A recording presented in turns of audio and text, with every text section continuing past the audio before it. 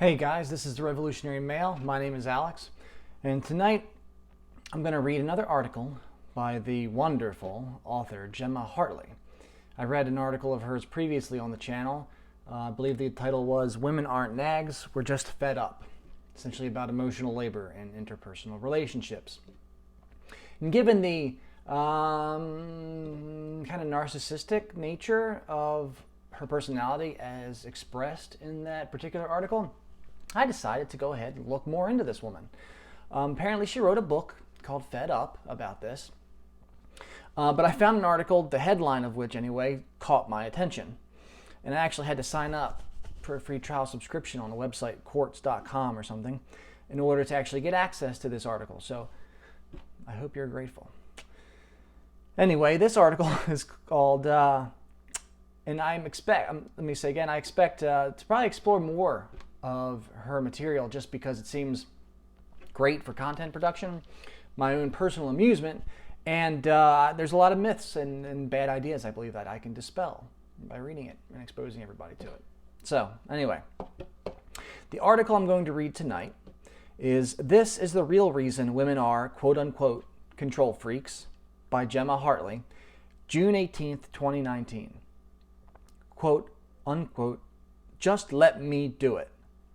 I can't count the number of times I've said this to my husband while he was dressing one of our children, shrinking my favorite sweater in the laundry, doing our daughter's hair, making a to-do list for a birthday party, rescheduling the vet appointment for the umpteenth time because he wouldn't look at what's on the family calendar.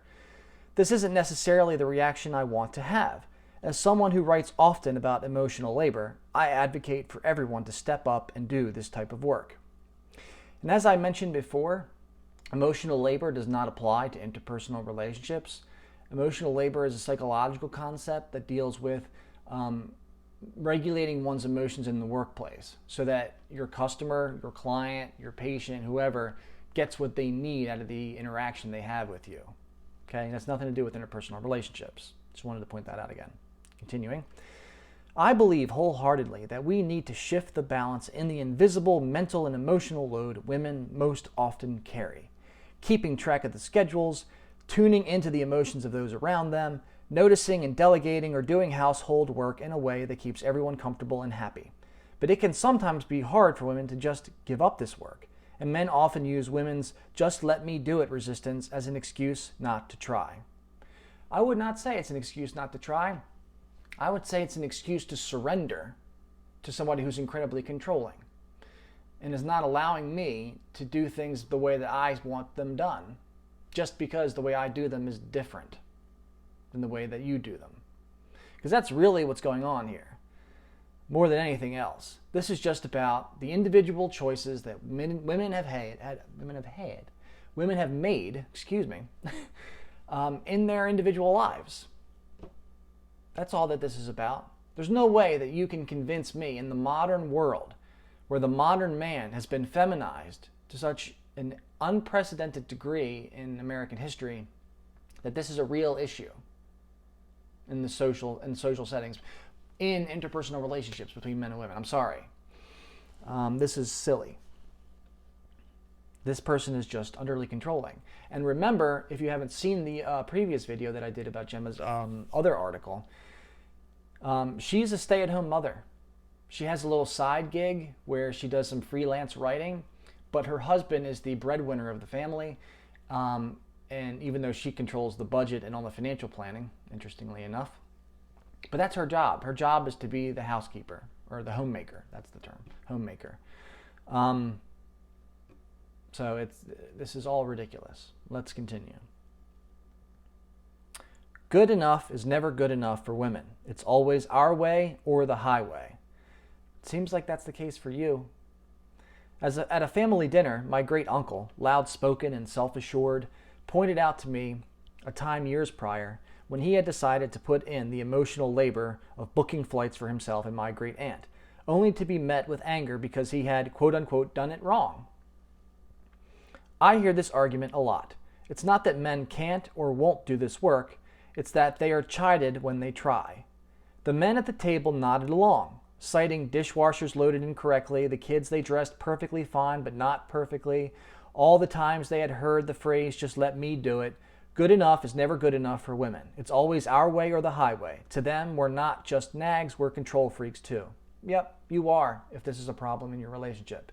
If it is a problem in your relationship that when the husband does the dishes and he loads the dishwasher, you freak out and reorganize everything because you can't stand the fact that he did it differently, you are a control freak. This is not about emotional labor. You're a control freak, and I would also imagine you're likely an abusive spouse. So hopefully you'll get some help soon, because this is absurd.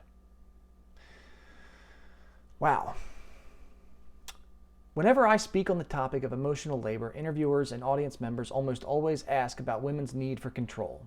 We don't have to micromanage. Things don't have to be done our way. We could, and the questioner usually implies we should, let some things go. Yes, you should.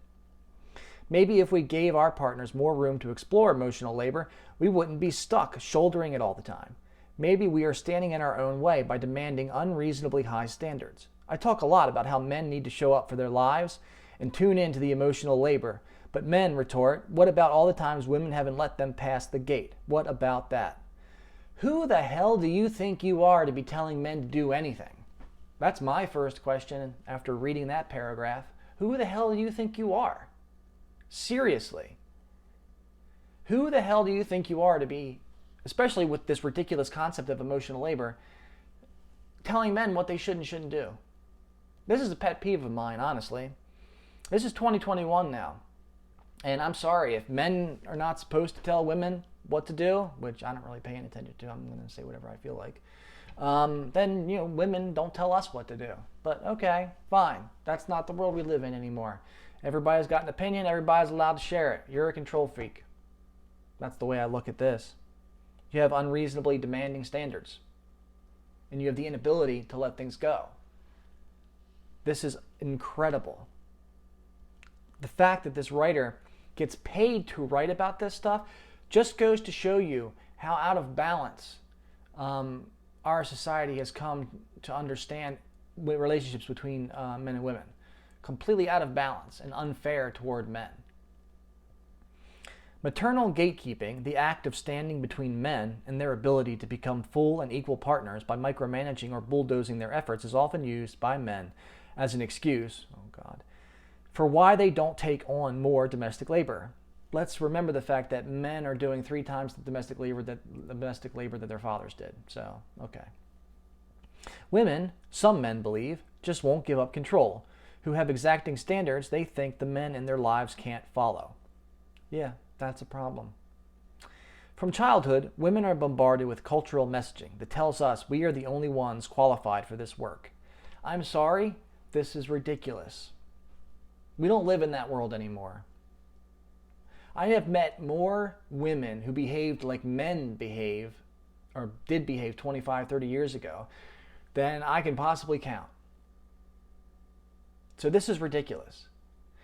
This is trying to shift the responsibility that these women have assumed for themselves onto men and project it onto men so that they can blame men for their own choices, their own poor choices. This is ridiculous. Just because you're a narcissistic control freak does not mean it's the fault of men or your husband or your kids. It's you. In truth, there are more nuanced reasons women engage in maternal gatekeeping. The term technically applies only to women with children, but women can exhibit the behavior in households without them. I did not look up this term, so I don't know what it actually means. Given Gemma's history of not actually understanding certain psychological concepts, it could very well be wrong, but I'm not terribly interested in looking it up myself at the moment. So we're just going to go ahead and accept that what she says is accurate. From childhood, women are bombarded... wait a minute, I think I read that already. No, it's just double quoted here. My mistake. From childhood, women are bombarded with cultural messages that tell us we are the only ones qualified for this work. We're told in ways both overt and subtle, I don't know why she didn't just say covert there, that would have sounded much better, that emotional labor is our birthright. We're naturally more in tune with our emotional side. We're naturally more organized. I don't know who says that. I don't either one of those things. I know people tend to say women are more emotional. I don't know that that's necessarily the same thing as being in tune with your emotions. Because when I imagine someone who is in tune with their emotions, I'm thinking about somebody who is capable of competently regulating them, not just experiencing them and allowing their emotions to guide their behavior. That is a recipe for disaster.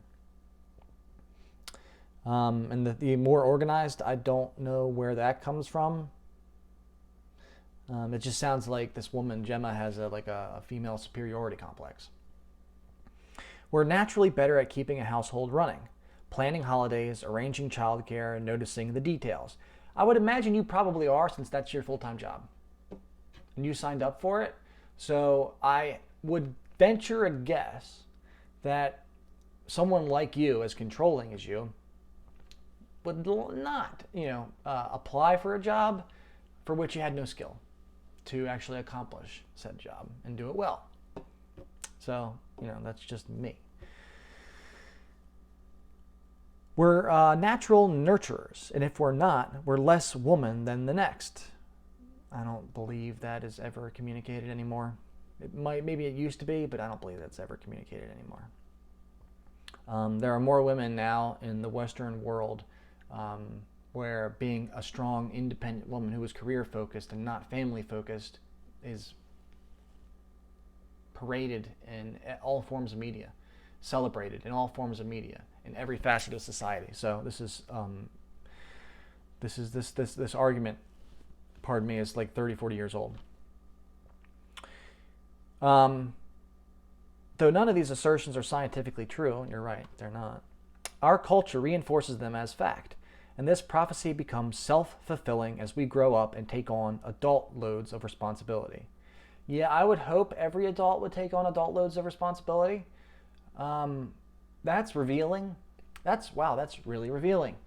She seems to associate adult loads of responsibility with kind of excessive or unnecessarily excessive loads of responsibility. Like she's getting a raw deal here. I don't think that's the case. So thank you for the linguistic tell. I very greatly appreciated it so that I could share it with my audience. Thank you, Gemma. We get it in our heads early that we are better at emotional labor, and over time and with endless practice, this becomes true. We tend to figure out the best way to care for those around us, the best way to keep everything running smoothly. It's not usually a matter of maintaining control. Sure. It's that we have, by trial and error, found a particular way of doing things that works best for you. It works best for you. Just because it works best for you, my dear, does not mean it works best for everyone. And we don't all have to live by your standard. Jesus. We don't get broken wine glasses when the dishwasher is loaded correctly. We don't deal with a kid's meltdown over a dirty school uniform when the laundry is done on schedule. We don't have a 6-hour layover in Acapulco that steals our first vacation day when we examine at the flight itinerary before booking. Looking at you, Uncle Chuck. Wow, she had to throw in that dig at her uncle here in this article. This woman is vindictive. Jesus, this woman is vindictive. I would not want to know this one personally. Uncle Chuck, I don't want to cover the mic. I have heartfelt sympathy for you, my friend.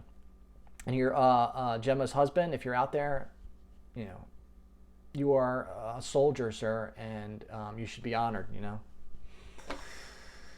Wow. Okay. Fair enough about, causing problems by not doing things a certain way. The dishes break. That will happen. Not a big deal. Children throw temper tantrums. Not a big deal. In fact, one of the best things for children to learn is how to self-soothe. So the fact that occasionally things go wrong is a good lesson for all kids to learn. And kids who grow up in a household where nothing ever goes wrong because mommy is a nut control freak, I don't think it really fosters a sense of freedom and liberty and autonomy in children. But that's just me. Whatever. Live and let live, I say. Yeah, okay. If you're not the one dealing with the fallout, the attention to detail involved in emotional labor looks unreasonable, perfectionist, controlling. But in conversations with hundreds of women about their experiences with emotional labor, I've found that that is rarely the case. When we say, just let me do it, what we're really saying is, I don't want to be let down again. That's your problem. That's your problem. This is... Wow. I'm sorry that you have to go to these lengths to try and avoid the emotion known as disappointment. It's fairly common for any adult living in the real world. There's often a reason to be disappointed. One of the most important aspects of becoming an adult and maintaining your sanity as an adult is learning how to cope with that disappointment. And I'm not terribly surprised that so many of the women that Gemma Hartley interviews have these same issues. I would imagine, since relationships are reflective, we tend to attract what we are. She is just drawing them in like a magnet, especially since she wrote her book, Fed Up. Wow. Okay. Most women can easily recall a time when her partner let her down. Oh my God. Yeah, men too. Yeah, we can too. Absolutely. When her standards were deemed unnecessary and consequently ignored. Well, if your standards are completely unrealistic, and they're your standards, we don't have to meet them. It's not our responsibility to meet your standards for the way that you do things. I'm an independent individual. I am not you. Your husband is not you. Uncle Chuck is not you. So we don't have to do things your way. Maybe that lost day in Acapulco, the lost day on vacation in Acapulco, isn't a big deal to us or to Uncle Chuck. Maybe he and his wife actually had fun engaging in that situation because, in fact, stressful, uncomfortable situations can bring people together. If you're able to adapt and learn how to make things fun in a situation like that and enjoy yourself in a situation like that by just spending time together, I think that shows a lot about a person. Apparently, Gemma is not capable of doing these things. Just enjoying the moment and allowing things to just be what they are. If we do hold the reins too tightly, it's usually because we're protecting ourselves from the fallout of a job done poorly or not done at all. And that is your choice. It's your responsibility. You're making that choice. Don't foist that choice onto other people. That is not fair. Just because you're emotionally incapable of regulating yourself, of coping with negative emotions, doesn't mean the entire rest of the world has to stop what it's doing, change its behaviors to suit your emotional needs. Doesn't anybody else see how narcissistic and crazy this is? This is crazy. And the fact that this woman can make a career out of writing this crap is astounding to me. Kind of impressive, I have to say. That's how I'm going to cope with this fact. It's kind of impressive. It's a great, it's a great grift you've got going. Gemma, wow. Maternal gatekeeping is rarely where the problem of emotional labor imbalance stems from. It's far more likely to be a symptom of an already imbalanced partnership. Remember, Gemma has a balanced partnership. Her husband has a full-time job outside the home. She has a full-time job inside the home. That's balanced. So how can we move past maternal gatekeeping into a more healthy, collaborative partnership? I don't believe women need to let it go in order to achieve balance. Of course not. You want everybody to do whatever you want them to do, the way you want them to do it, when you want them done, when you want it done.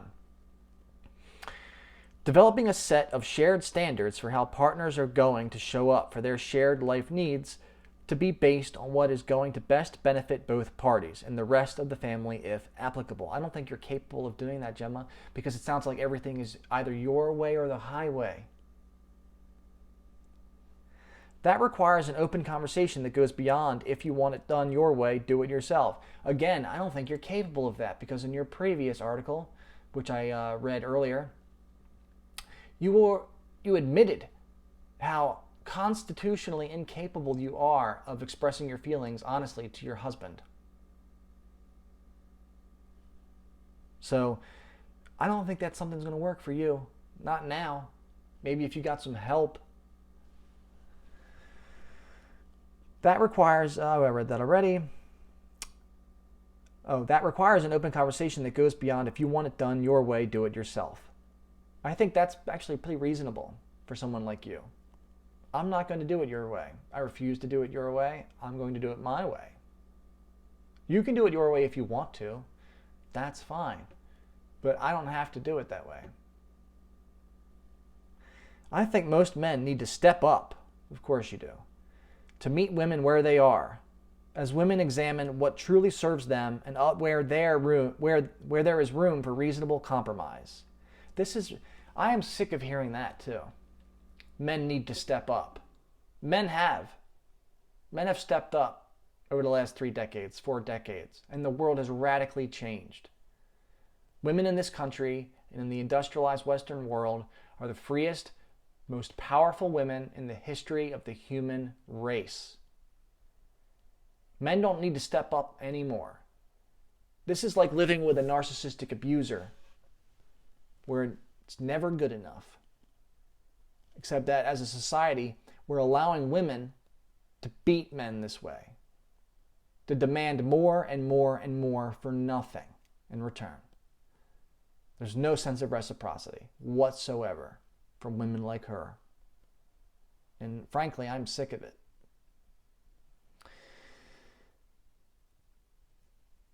And in all of this, there's no sense at all of women compromising. This is all about what men need to do to be better, supposedly. I'm already at 22 minutes. Because this is almost done. That means both partners practicing self-awareness, and for men in particular, of course, an awareness of how their partner keeps things running smoothly. Showing up to do the physical work is not enough. You must also tune into the emotional labor it takes to do it in a way that keeps everyone's best interest in mind. Oh my God. You have got to be kidding me.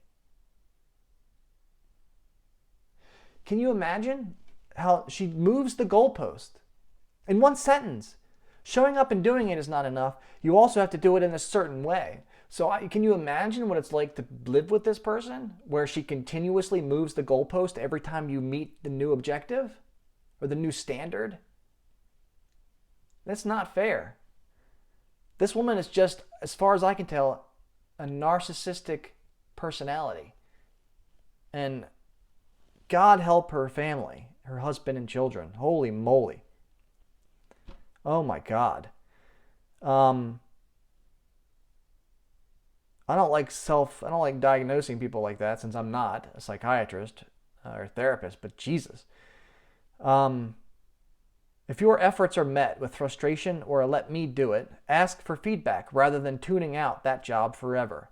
Men can open up the conversation too. It's not a one-way street. Yeah, it sounds like a one-way street for you and for women you're advocating this on behalf of. We have to meet in a place that makes sense for everyone.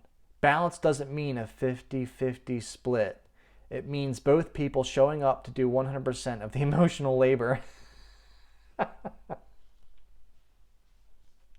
I'm not really sure how the math makes sense there, but okay, whatever. This story is part of how we'll win in 20. I think that's it. Jesus. That was punishing. Very punishing. But I hope you guys enjoyed it. If you have any questions, go ahead and send me an email to revolutionarymail.com. If you like the video, go ahead and hit the like button. If you dislike the video, go ahead and dislike the video by hitting the dislike button. Leave me a comment as to why you didn't like the video. And if I would appreciate it greatly if you subscribe to the channel. And I'll see you next time on the Revolutionary Mail. Enjoy the show. I don't know why I'm rambling here. I felt like there was something else I had to say that I can't remember, but I don't know. See you guys later.